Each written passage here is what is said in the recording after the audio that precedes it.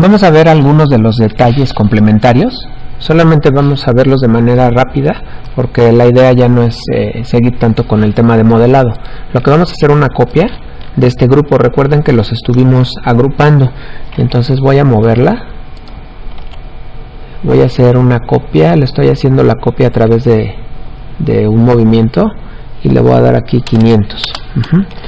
O sea, lo que hice fue mover y presionar control, como le estuve haciendo todo el video anterior.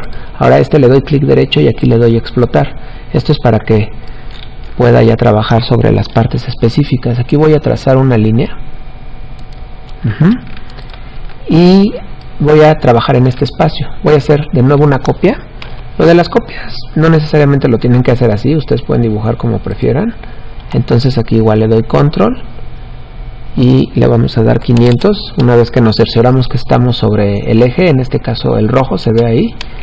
Ok, ahora lo que vamos a hacer es una trama. Vamos a hacer exactamente el mismo procedimiento que hicimos en aquel tutorial de la losa orgánica. Entonces vamos a hacer aquí un rectángulo de 5,5,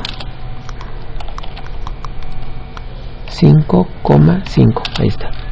Ahora este cuadrito es, digamos, nuestra base de la trama. Lo vamos a copiar, igual con mover, presiono control y le doy 5, enter, asterisco y le voy a dar 40.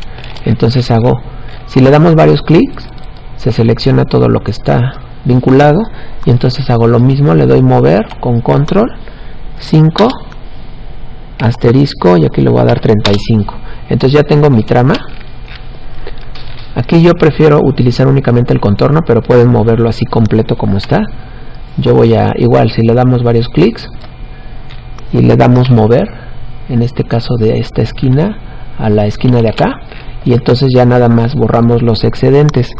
Esta dinámica de trabajo, les repito, lo vimos en el tutorial, que está un poquito más detallado la explicación de la losa orgánica. Ya solamente borramos los excesos. Con esta metodología podemos hacer muchos terrenos, muchas formas de terreno.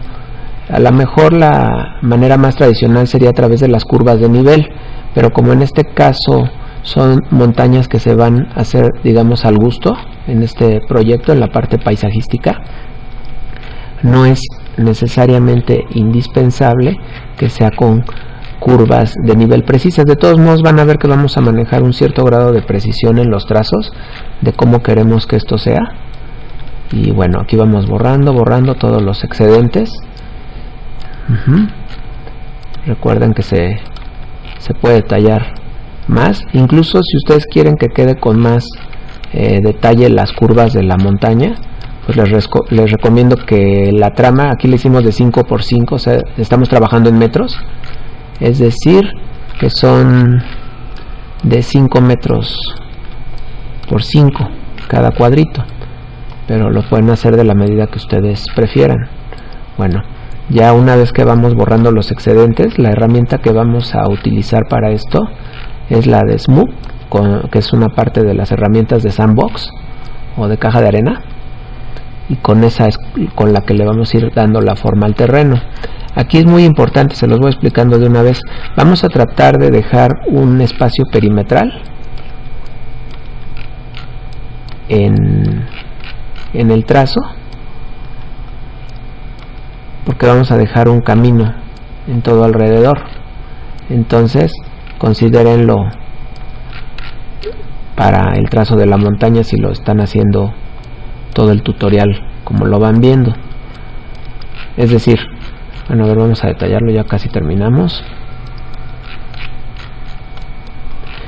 Si hacen los cuadros más chicos, se lleva un poquito más de tiempo, pero vale la pena porque va a quedar con más definición la curva. Recuerden estar guardando su trabajo.